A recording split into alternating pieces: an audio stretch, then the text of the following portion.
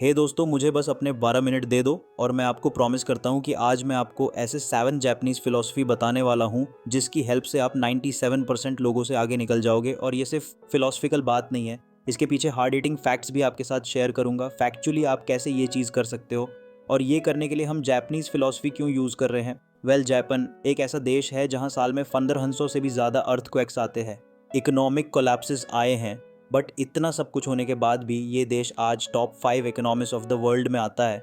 और सिर्फ पैसे की बात नहीं है, हेल्थ वाइज भी देखोगे तो जापान वह देश है जिसमें बहुत ज़्यादा जीने वाले हेल्दी लोग मिलते हैं, जिनका डिसिप्लिन टॉप नॉच है, जिनका टेक्नोलॉजी बहुत एडवांस है।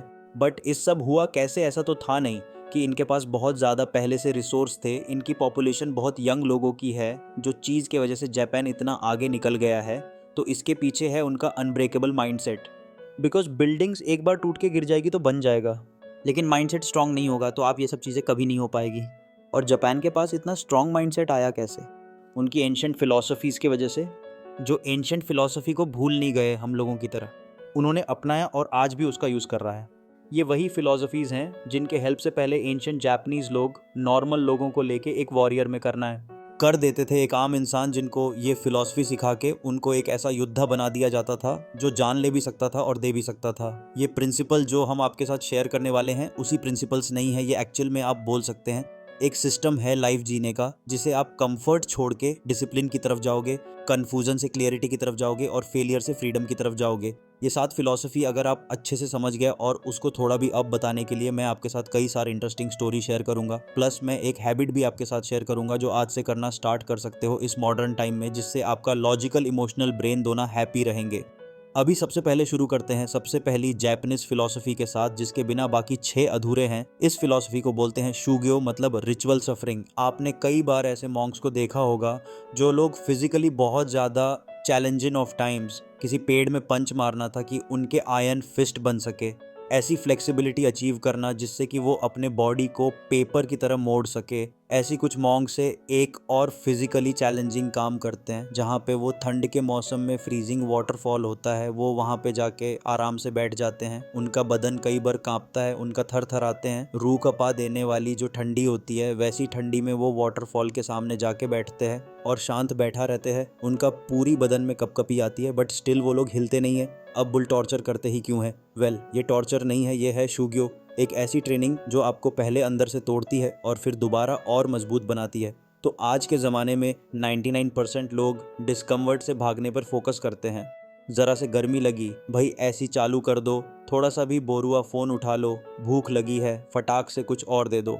ऑनलाइन जब किस जापानीज़ फिलॉसफीज़ थी ना, वो यह जानती है कि कंफर्ट इंसान को बहुत कमज़ोर बना देता है, इसलिए वर्तन ये करते थे और तकलीफ को ही अपनी प्रैक्टिस समझते थे। वो ऑब्स्टिकल को ऑब्स्टिकल नहीं बल्कि ऑब्स्टिकल को रास्ता समझते थे। जीने का हगाकुरु में लिखा हुआ है कि the way of samurai is found in death.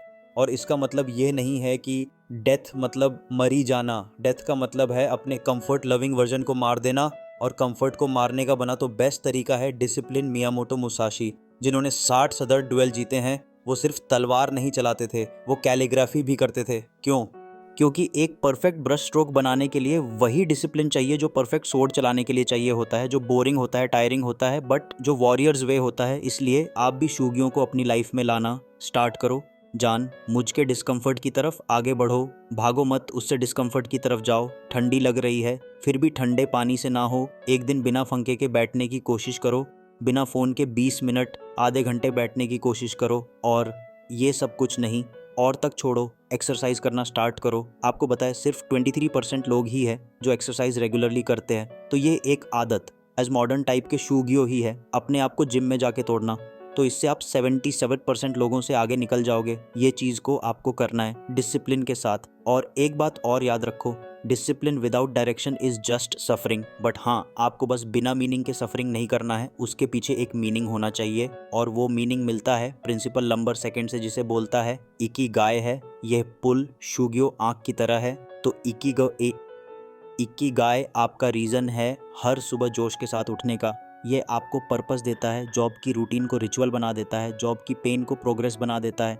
जयपैनमन एक डॉक्टर है जिनका नाम है डॉक्टर शिगियाकी हिनोहारा, जो कि दुनिया के लॉन्गेस्ट सर्विंग फिजिशियन है। इन्होंने कई सारी किताबें लिखी है, कई सारे पेशेंट्स को ट्रीट किया, लेक्चर्स दिए हैं और उन्होंने कभी भी काम करना बंद भी नहीं किया। 100 साल का होने के बाद भी कई बार लोग उनको बोलते थे आपकी इतनी अभी मेरे पास बहुत कुछ है दुनिया को देने के लिए, और हर सुबह उसी एक्साइटमेंट के साथ उठते थे लोगों की मदद